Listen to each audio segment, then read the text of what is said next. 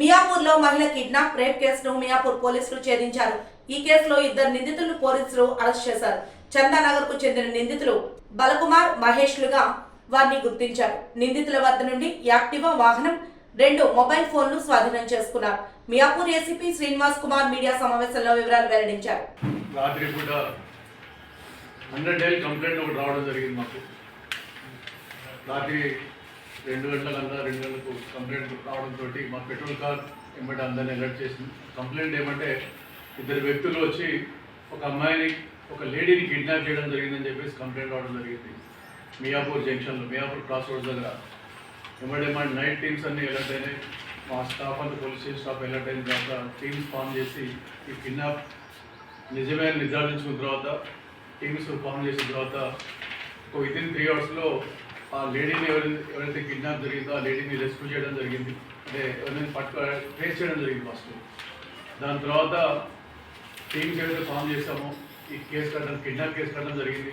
దాని తర్వాత అమ్మాయిని ఎగ్జామినేషన్ పంపిస్తే అమ్మాయి సెక్షువల్ అసాల్ట్ జరిగిందని చెప్పేసి డాక్టర్స్ కూడా డిక్లేర్ చేయడం, సర్టిఫై చేయడం జరిగింది.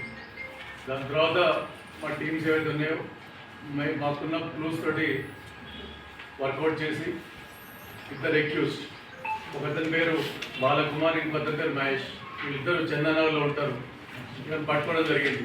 వాళ్ళు ఇంతకుముందు ఒకతను బాలకుమార్ 8 కేసుల్లో ఇన్వాల్వ్ అయినారు. చందనగర్ కేసులో మరి మిగతా పోలీస్ స్టేషన్లు ఏవైతే ఉన్నాయో RC Puram, Chandanagar police station limits 8 కేసులో ఆల్రెడీ ఇన్వాల్వ్ ఉన్నారు. వేరే కేసులో, అంటే రేప్ కేసు కాదు, వేరే కేసులో ప్రాపర్టీ అఫెన్స్ మిగతా కేసులో ఉండడం జరిగింది. అలాగే అతను వెంబడి ఇంకొక ఎక్యూజ్డ్ మహేష్ అని చెప్పేసి అతను మర్డర్ కేసులో ఉన్నాడు, ఒక ప్రాపర్టీ అఫెన్స్ కేసులో ఉన్నాడు. వీళ్ళని పట్టుకోవడం జరిగింది. వీళ్ళని కోర్టు ముందర వీళ్ళని ప్రజెంట్ చేస్తాం. మెంటల్లీ సరిగా లేదా ఆమెకి, కాబట్టి ఆమె బలవంతంగా స్కూటర్ మీద యాక్టివా వెహికల్ మీద ఎక్కించుకొని తీసుకోవడం జరిగింది. దాని తర్వాత ఆమెని ఐడియా బలవంతంగా ట్రేస్ చేయడం జరిగింది. ఆమె అక్కడైతే ఆ బుషెస్ ఓపెన్ ప్లేస్ ఉన్నాయో అక్కడ తీసుకెళ్ళి వాళ్ళని ఆమెను సెక్షువల్ అసాల్ట్ చేసి ఆమె ఏం కూడా చెప్పలేకపోతాం, ఏం జరిగిందంటే కూడా ఆమె చెప్పలేకపోతాం, ఏం మాట్లాడడం లేదు, ఆమె పేరు కూడా ఏం చెప్పలేదు.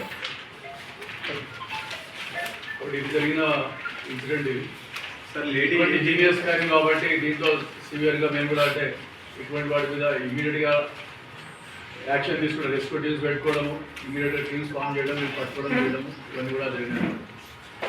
ఇటువంటివి కాకుండా మా ఏరియాలో ఈ గస్తీ ముమ్మరం చేయడం ఇటువంటివి చేస్తాం అని చెప్పేసి మీకు తెలియజేస్తాం.